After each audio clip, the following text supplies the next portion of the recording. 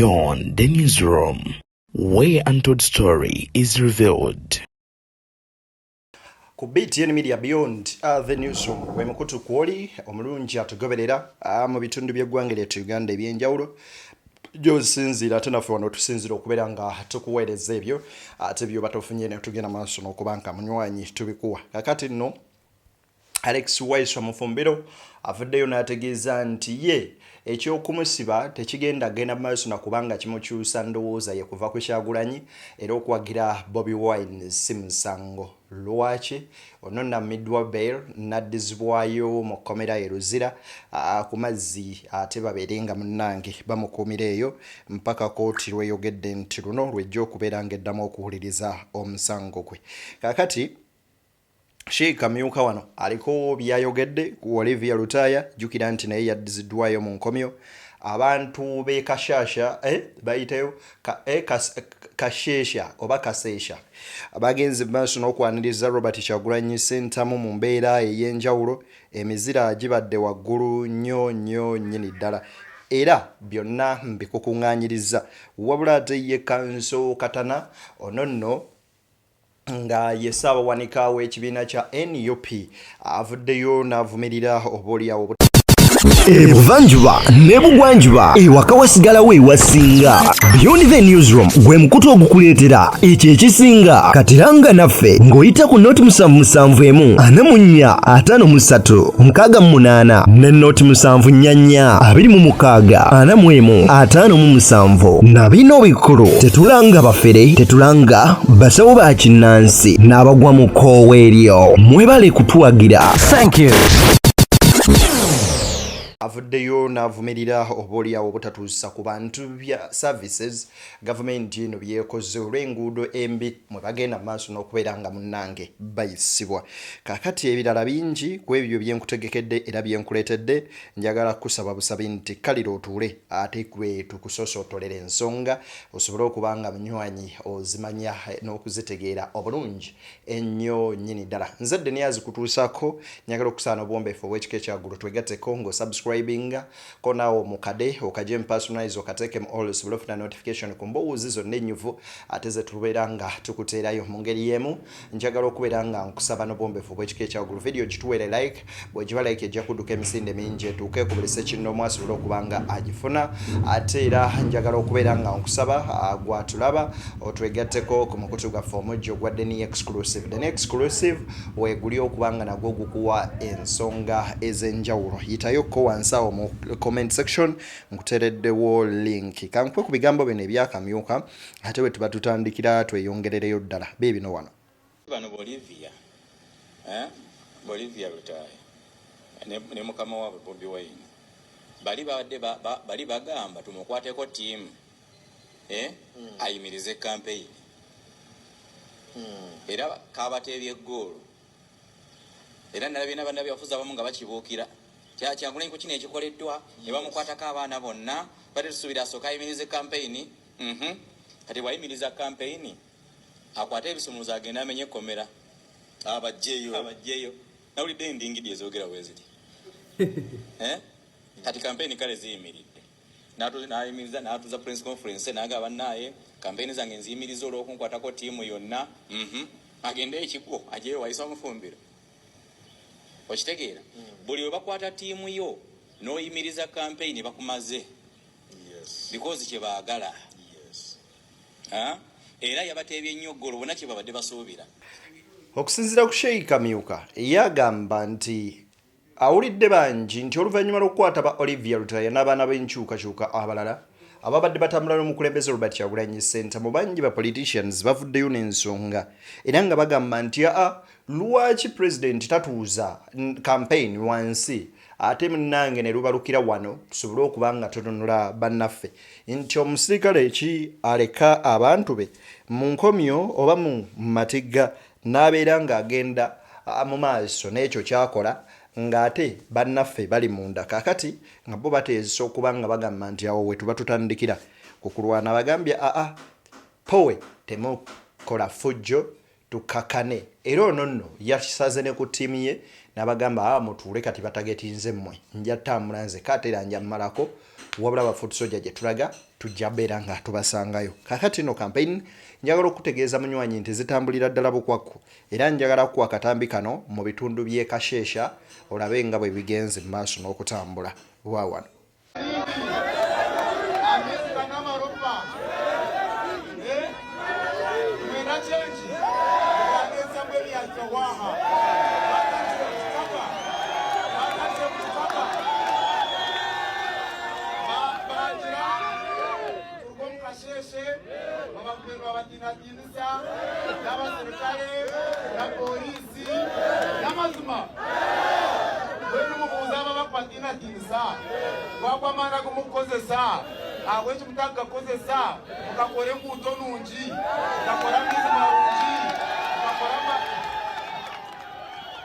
mukakora amasomero marungi mukakora emirimo y'abaana bato b'eminyeto kandi mukareba mu n'abaana tubagarika kubiba na roni za bodaboda.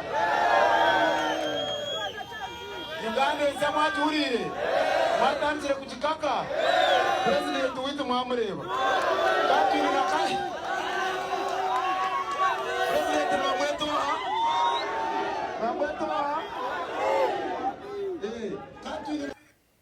oyo ye namungi w'omuntu akuŋŋaanye mu town ye Kashesher oba Kashesher ne bakuŋŋaana era ye musajja mukulu Katana ng'agenda maaso n'okunnyonnyola abantu bano Uganda empya bw'etunula.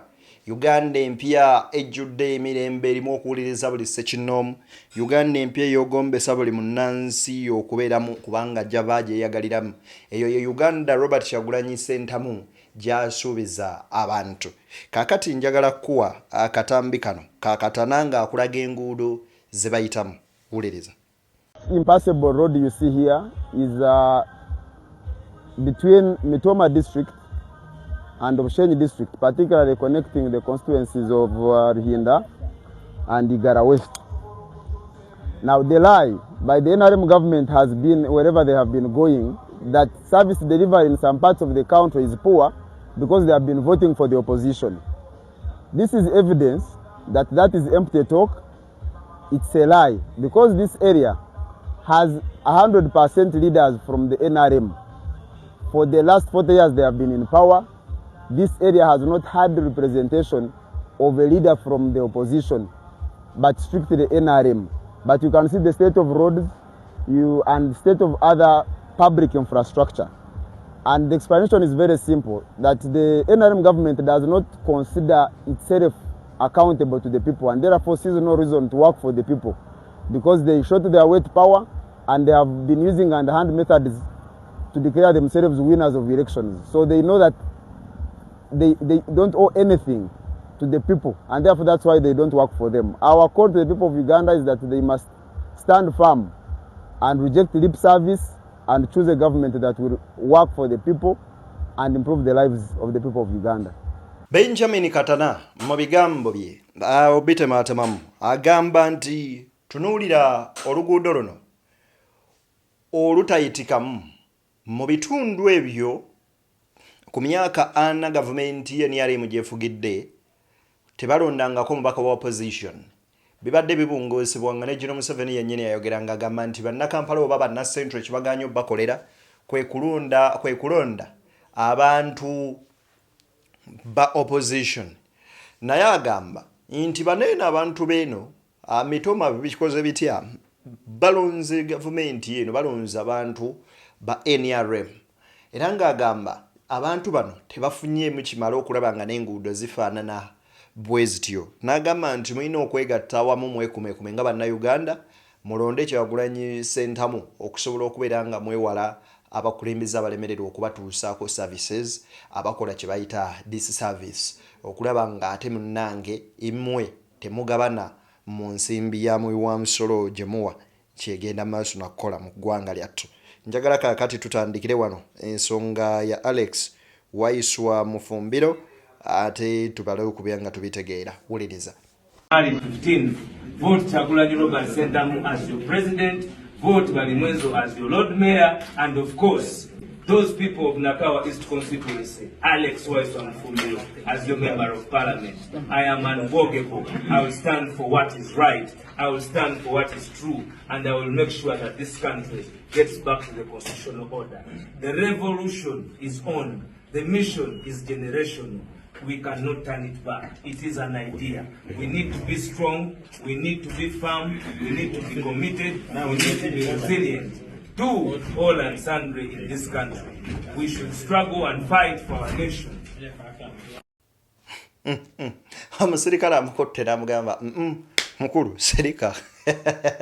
Alex Waiswa Mufumbiro family avuddeyo n'ayimirira oba mu buvumu bw'ekika ekya waggulu kituyinza okuyita mu Buganda nti yeegolodde bwantoogo oboolyawo bwe muli bufa ennyingo n'ategeeza nti ng'ennaku z'omwezi 15 mulonde Honorable Robert Kyagulanyi Ssentamu, His Excellency, as the President of the Republic of Uganda.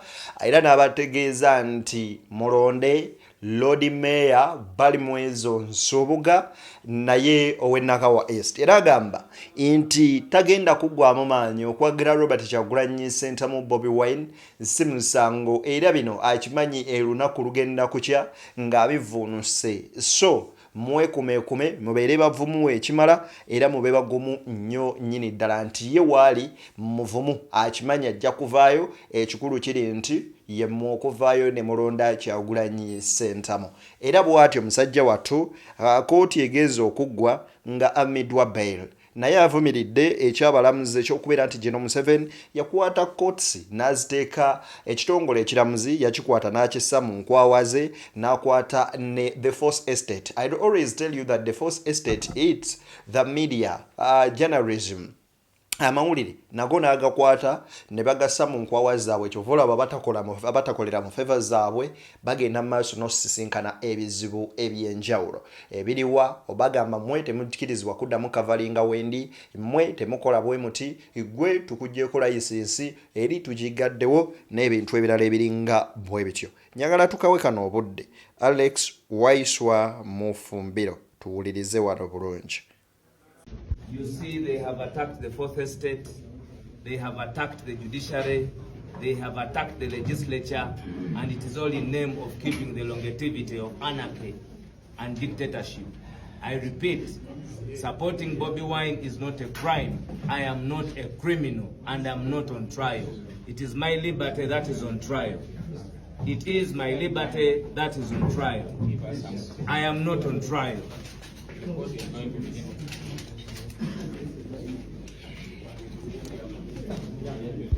Dembe lyange nga Waiswa okuwagira Kyagulanyi si musango siri mugenda maaso na kubanga mpozesebwa kubanga tuliwo obujulizi tebannaleeta bujulizi bunnumiriza obukakata okulaba nga ntuuka okussa eri okwewozaako era dembe lyange n'okubeera nga neeyimirirwa. Agambye nti tutunuulira ekitongole ekyamawulire bwe kyakwatibwa ne kiteekebwa mu nkoona kaseera kakusoomozebwa ennyo nnyini ddala eri n'ekitongole ekiramuzi. Agamba bino byonna baabiteeka mu nkwawa zaabwe kyova olaba ebikolebwa ku bannansi byatima okutunulako oba okufaananako bwe bityo. Alex Waiswa Mufumbiro mu kooti olunaku olwaleero. Ebigambo nkugambye si biwoomu yadde akamu n'akeddagala we twogerera akulungudde emyezi 3 ng'ali munda bukyanga agenda maaso n'okubeera nga akwatibwa Alex Waiswa Mufumbiro. Era we twogerera kati campaigns zitwalibwa muganda we amanyikiddwa nga Kato Mufumbiro mu bitundu by'e Nakawa West kwoteeka Honorable Balimwezo Nsubuga then Ejwa Rusenyo Besekezi amukwasaganyirizaako okulaba nga campaigns za omusajja mukulu ono Alex Waiswa ate munange nazo zisobola okuba nga zitambula. Njagala nkuwe video eno yonna mu bujjuvu olabe ebigambo bya Waiswa byayogedde. I repeat, supporting Bobi Wine is not a crime. I am not a criminal, and I'm not on trial. It is my liberty that is on trial. It is my liberty that is on trial. I am not a criminal. I am not on trial. It is my liberty on trial. This is political persecution. Many people are out there, criminals are out there, but working for the negativity of the system. I am not a criminal. Supporting Bobi Wine is not a crime. Bobi Wine is not a crime. Therefore, I am not a criminal. They are just isolating us to gag us from representing the party that we believe in. It is the idea, it is the generational mission that we are looking after, making sure that we liberate this country for our children and our children's children. I am not a criminal, and supporting Bobi Wine is not a crime. This is democracy on trial. The sanctity of the doctrine of separation of powers, the independence of the judiciary, the independence of the legislature. It is what is on trial, not Waiswa Mufumbiro on trial. It is the independence of the judiciary on trial. It is the sanctity of the doctrine of separation of powers on trial. It is not Waiswa on trial. And we will fight until that is happening for our children and our children's children. What is on trial is my liberty. It is the liberty of all and sundry, of sane minds of this country, not Waiswa Mufumbiro. You have seen officers at the rank of SSP beating up people in supermarkets and being released in 2 days. And then people like Waiswa cannot be released to go and do what they are supposed to do, to stand for the positions they are supposed to stand for. Ours is an idea. It is not criminality. We are using democracy to overcome violence, and violence will never defeat democracy. It will take time, it will take a tall order, but those who are resilient and strong will always overcome, as long as we absorb our fear as a people. Ugandans, absorb your fear, absorb your fear. We can do this. We have an opportunity on January 15th. Vote Kyagulanyi Robert Sentamu as your president, vote Balimwezo as your Lord Mayor, and of course, those people of Nakawa East constituency, Waiswa Mufumbiro as your member of parliament. I am unwalkable. I will stand for what is right. I will stand for what is true. And I will make sure that this country gets back to the constitutional order. The revolution is on. The mission is generational. We cannot turn it back. It is an idea. We need to be strong. We need to be firm. We need to be committed. We need to be resilient to all and sundry in this country. We should struggle and fight for our nation. Waiswa Mufumbiro. Ebigambo bibadde bingi nga biwanvu.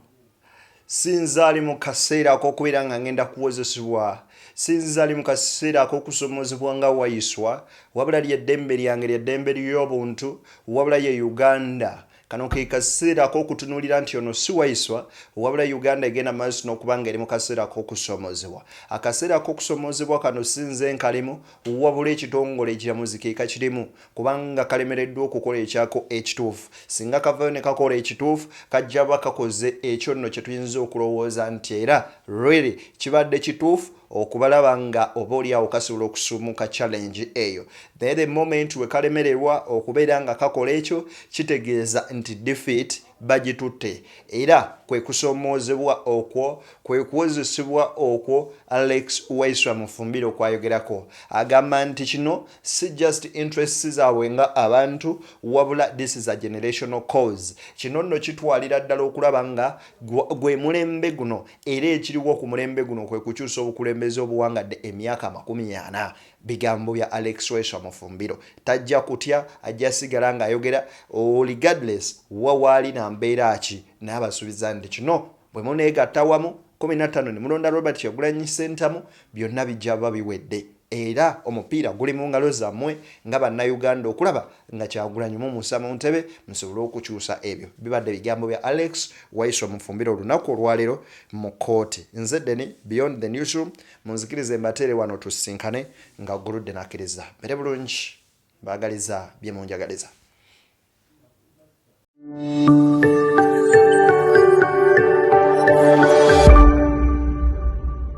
Beyond the Newsroom, where untold story is revealed.